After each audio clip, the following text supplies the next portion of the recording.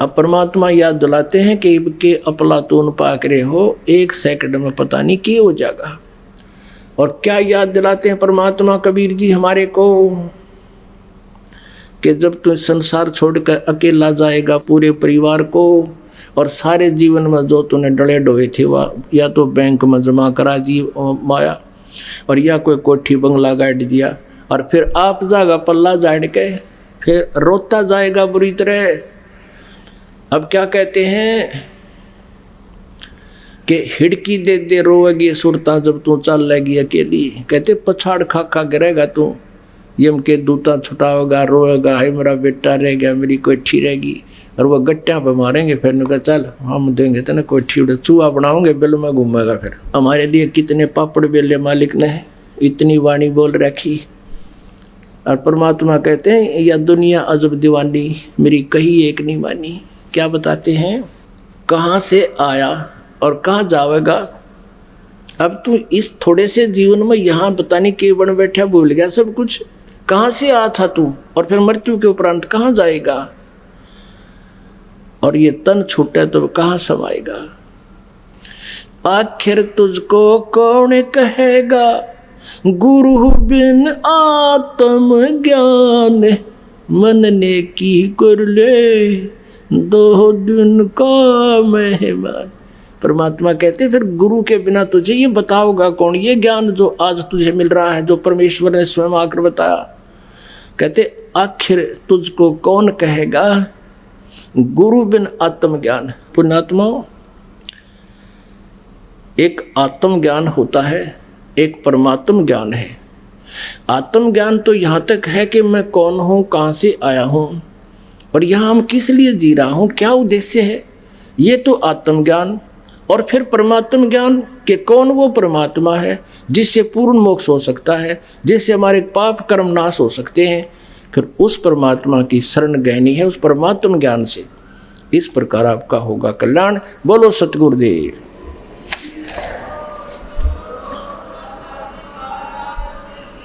परम पूज्य परमेश्वर कबीर साहब जी की असीम कृपा से,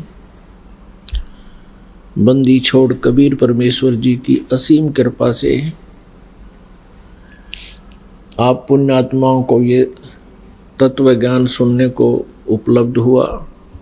परमात्मा कहते हैं, कबीर परमेश्वर जी हमें आकर के चेताते हैं, चेतावनी देते हैं, समझाते हैं कि भोली आत्माओं, तुम जहाँ रह रहे हो ये लोग ठीक नहीं है। बताते हैं कि आगे गए ना बावड़े, जो परिवार का सदस्य मृत्यु को प्राप्त हो जाता है वह पुनः आपको उसी रूप में, उसी ममता के आधार से नहीं प्राप्त होता। और शेष बचे हैं वो भी चले जाएंगे। आगे गए ना बावड़े, रहते भी सब जहाँ, बिन साहिब की बंदगी कहीं ठोर ठिकाना ना। साहिब माने परमात्मा, राम, अल्लाह, गॉड, प्रभु। अब क्या बताते हैं कि पहले चले गए आपसे बिछुड़कर, वो वापस नहीं आए आपके जीवन काल में। अब जैसे किसी का पति मर जाता है, मृत्यु को प्राप्त हो जाता है, अब उस पति की आवश्यकता है उस पत्नी को, वो अन्य रूप धार कर चाहे कहीं पर जन्म भी ले ले, पर उसको उस समय कोई लाभ नहीं हुआ उसका, वो उसके लिए वापस नहीं आया। तो कहने का भाव परमात्मा का है कि आप जिस लोक में स्थायी होकर बैठ गए, एक मकान में काम नहीं चला दूसरा बना लिया, फिर कहीं कोई सस्ता प्लॉट मिलता दिखा वो ले लिया, उस पर फिर मकान बना लिया। परमात्मा कहते हैं कि 5 तत्व का पुतला और इसका मानुष धर दिया नाम, और 4 दिना का जीवना, और फिर रोक कर ठाम। सांस का भरोसा नहीं है, और ना जाने कितने ठिकाने बना लिए। एक पलक में मृत्यु हो जाए और फिर कहाँ जाएगा, इसकी चिंता नहीं। सत्संग में आने से प्राणी को ये चिंता बनती है, समाधान कराने की उत्सुकता होती है। इसलिए परमात्मा हमें चेतावनी दे रहे हैं, समझा रहे हैं कि ये ठिकाना ठीक नहीं तुम्हारा। बिन साहेब की भक्ति कहीं ठोर ठिकाना ना, साहेब माने राम।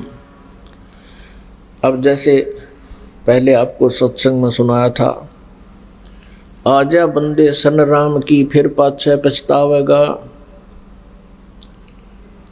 अब कौन से राम की शरण में आना चाहिए, ये भी आपको विस्तार से बताया था। अब राम माने स्वामी, प्रभु, मालिक, साहब कहो, राम कहो। तो ब्रह्मा विष्णु महेश जी एक ब्रह्मांड में एक विभागीय मालिक हैं। रजगुण विभाग के ब्रह्मा जी, सतगुण विभाग के विष्णु जी, तमगुण विभाग के शिव जी। और ये केवल इन 3 लोकों पर, पृथ्वी लोक, पाताल लोक और स्वर्ग लोक पर ही स्वामी हैं, प्रभु हैं, मालिक हैं। ये भी राम कहलाते हैं, स्वामी कहलाते हैं। ये भी भगवान की संज्ञा में हमने ले रखे हैं, क्योंकि जो जितना पति है, जितना स्वामी है, उतना ही वो राम है। और इनका पिता जो ब्रह्म है, वो 21 ब्रह्मांड का स्वामी है, राम है। जिसको सरपुरुष कहते हैं, जिसको क्षरब्रह्म भी कहते हैं, जिसको ज्योत स्वरूपी निरंजन अर्थात काल भी कहते हैं, वो 21 ब्रह्मांड का राम है, स्वामी है। एक है अक्षर पुरुष, श्रीमद् भगवत गीता अध्याय नंबर 15 के श्लोक 16 और 17 में 3 पुरुष कहे हैं। एक क्षर पुरुष, एक अक्षर पुरुष, और तीसरा जो है वो परम अक्षर पुरुष कहो, परम अक्षर ब्रह्म कहो, उत्तम पुरुष तु अन्य। यानी 16वें श्लोक में वर्णित सरपुरुष और अक्षर पुरुष से कोई अन्य और पुरुष माने प्रभु है, जो उत्तम है, श्रेष्ठ है। तो जो अक्षर पुरुष है, ये 7 शंख ब्रह्मांड का स्वामी है, 7 शंख ब्रह्मांड का राम है, साहब है। और परम अक्षर ब्रह्म, परम अक्षर पुरुष, सत्य पुरुष, ये असंख्य ब्रह्मांड का स्वामी है, राम है, जिसको परम अक्षर ब्रह्म कहते हैं। गीता जी अध्याय नंबर 8 के श्लोक नंबर 1 में अर्जुन ने पूछा कि प्रभु, आपने गीता अध्याय 7 के श्लोक 29 में जिस तत्ब्रह्म के विषय में जानकारी बताई है कि उसका ज्ञान होने के उपरांत प्राणी केवल जरा और मरण से छूटने का ही प्रयत्न करता है, इस संसार की किसी भी वस्तु की डिमांड नहीं रखता, इच्छा नहीं रखता। 8वें अध्याय के 1 श्लोक में अर्जुन ने पूछा, किम तत्ब्रह्म, वो तत्ब्रह्म क्या है? इसका उत्तर गीता ज्ञान दाता ने 8वें अध्याय के 3 श्लोक में दिया कि वो परम अक्षर ब्रह्म है। वो गीता ज्ञान दाता से अन्य है और है, सुप्रीम पावर है। तो वो परम अक्षर ब्रह्म जो है वो सर्वशक्तिमान है और ऑल कंट्रोलर है, कंप्लीट गॉड है। वो पूर्ण परमात्मा है और वो कबीर देव है, कबीर साहब है, जो बनारस में, काशी में, भारतवर्ष की पावन पृथ्वी पर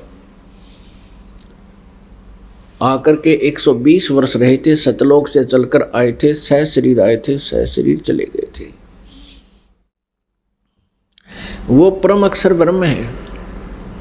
और गीता ज्ञानदाता अध्याय नंबर 15 के श्लोक नंबर 1 से 4 में स्पष्ट करता है कि तत्वदर्शी संत की पहचान बताई गई है कि उल्टे लटके हुए संसार रूपी वृक्ष के सभी विभागों को जो विस्तार से बताता है वो तत्वदर्शी संत है। और तत्वदर्शी संत की प्राप्ति के उपरांत परमेश्वर के उस परम पद की खोज करनी चाहिए जहाँ जाने के बाद साधक फिर लौटकर कभी संसार में नहीं आते। और जिस परमेश्वर से संसार रूपी वृक्ष की प्रवृत्ति विस्तार को प्राप्त हुई है, यानी जिसने सब ब्रह्मांडों की रचना की है, और उसी की पूजा करनी चाहिए, अन्य की नहीं। ये गीता ज्ञानदाता दृढ़ता से कह रहा है। अपनी पूजा के विषय में भी बताता है। 8वें अध्याय के 13वें श्लोक में कहता है कि मेरा तो केवल एक ओम अक्षर है, इसकी साधना करोगे तो मेरे वाली परम गति प्राप्त होगी। ओम ब्रह्म का जाप है। ओम के जाप की सत साधना करने से, सच्चे दिल से करने से ब्रह्मलोक प्राप्त होता है। ब्रह्मलोक पर्यंत भी प्राणी पुनर्जन्म के अंदर है, उनकी भी जन्म मृत्यु होती है। गीता जी अध्याय नंबर 8 के श्लोक नंबर 16 में स्पष्ट किया है। गीता ज्ञानदाता स्वयं भी कहता है कि चौथे अध्याय के 5वें और 9वें श्लोक में, दूसरे अध्याय के 2 और 12 श्लोक में, 10वें अध्याय के दूसरे श्लोक में कि अर्जुन मेरे और तेरे बहुत जन्म हो चुके हैं, तू नहीं जानता मैं जानता हूँ। मेरे जन्म और कर्म अलौकिक है। मेरी उत्पत्ति को ये देवता और ब्रह्म, ये ऋषि लोग नहीं जानते। इससे सिद्ध है कि गीता ज्ञानदाता ये ब्रह्म है, श्री कृष्ण जी में प्रवेश करके बोल रहा है। इसके कर्म अलौकिक इसी प्रकार हैं कि वो कभी किसी के समक्ष नहीं आता और किसी में प्रवेश करके या किसी का रूप धारण करके अपने कार्य करता है। तो उसी परमात्मा परम अक्षर ब्रह्म की साधना से प्राणी को पूर्ण मोक्ष प्राप्त होता है। वहाँ जाने के बाद फिर लौटकर संसार में कभी नहीं आते।